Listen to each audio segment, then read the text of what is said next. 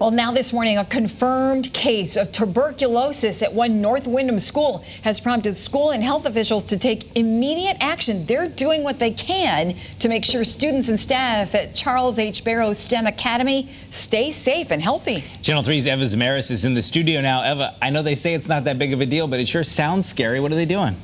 I know it sounds very scary. Good morning to you both. The Department of Public Health says the risk of students and staff becoming infected with TB is very minimal, so that's the good news.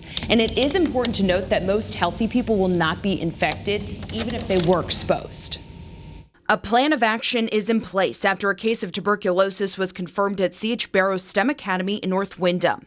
In a letter to families, school and health officials assured everyone the infected person is being treated and there's no risk of additional exposure to students and staff.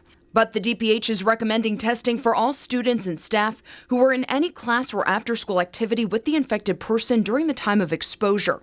If testing is indicated for your student, families will be contacted within the next week.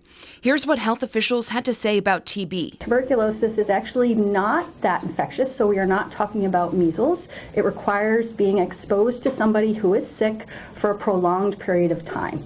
Most healthy people who are exposed to somebody with tuberculosis will actually not be infected. More information will be provided to families next week at an informational forum. There will also be a clinic for testing to be done at the school in a few weeks during school hours.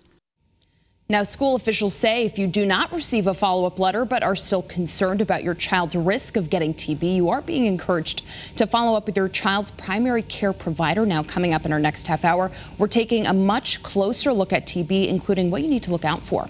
Eva Zamaris, Channel 3 Eyewitness News.